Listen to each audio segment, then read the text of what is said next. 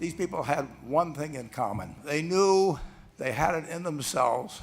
They knew they could be something beyond where they were. They were willing to put their time, their energies, to better themselves. What you really could do with more skills, it's just remarkable. I would like to tell you of two women, each sold a business to Berkshire Hathaway, to me actually, for many, many, many millions of dollars. Both of them started with $2,500. By a coincidence, it was the exact same amount. It was everything they had in the world. And one of them was a woman who landed in Seattle in 1917, couldn't speak a word of English, had a tag around her neck, and this woman, Rose Blumkin, spent 20 years saving money, bringing first her siblings over, her mother and father, $50 at a time. She sold used clothing to do it. She had 4 children during this period, and by 1937, after 20 years, she'd saved $2,500. She went to Chicago, and she bought what she could of furniture. Her dream had always been to open a furniture store. And this woman who had never gone to school one day in her life. I'm the best operator, not I'm bragging, in the country with common sense. I don't know education, books, percentage. I use the old-fashioned way. Tell the truth, buy right, sell cheap. But with the same spirit that the people in this room had about having a dream and working to accomplish that dream, she built a business which she sold to me in 1983 for $60 million approximately, and which did $1.5 billion worth of business last year. And she went into a furniture business, and she didn't bring anything unique in furniture, but she brought a determination to succeed. She knew she could outwork anyone else. She knew she cared about her customers. She worked at very low gross margins, but she built this incredible business. This was a fellow who was born about 8 years before I was. He was born in 1922. We'll call him Jack, lived in the Midwest. He was a pretty good athlete, didn't like school much.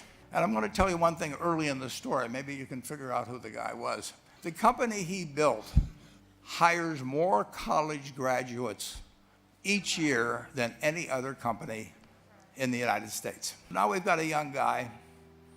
Probably by this time he would be 23 or 24 years old.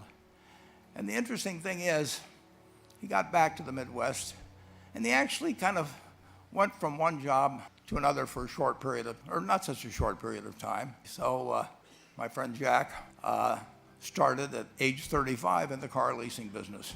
And he had 7 cars. It was pretty slow.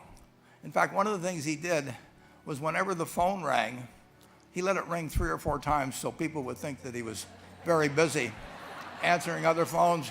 And of course, it was the only call he was going to get all day. At age 40, he decided with 17 vehicles, 17 cars, he was going to go into competition in the rent-a-car business.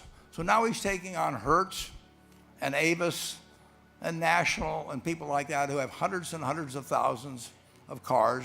Can't offer them a different car, but he can offer them friendlier service than they've ever seen. And so he started a company. He named it after the battleship that he'd flown from in the Pacific, which was the USS Enterprise. His rent-a-car company, starting with those 17 cars, was worth more than Hertz and Avis and all the rest of the rental cars put together.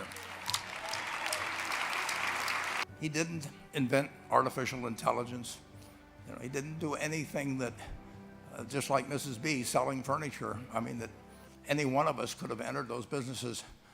But he lived by the creed, basically, of delighting his customers and working with people. You don't necessarily get it right exactly right the first time. The car leasing business, basically you were competing on the cost of money to finance cars. And it's very hard to delight a customer when you just give them the car and tell them to send you a monthly check for 5 years. He didn't worry about whether the Federal Reserve was going to tighten or ease. He didn't worry about whether the stock market was up or down yesterday. he didn't worry about the things he couldn't change, but he did focus on the one thing he could change, and that was the customer's experience. Ford Motor Company in 1903. I mean, the test isn't whether you get the greatest business idea in the world the first time out. The test is whether you keep learning as you go along what your strengths are and what you can do for your customers, what you can bring especially to the party. I've never seen a business, and I've seen a lot of businesses, but I've never seen one that delights the customer that doesn't succeed. I mean, what you want is that customer the next day when they think, do I want to rent a car or do I want to buy some furniture? What goes through their mind?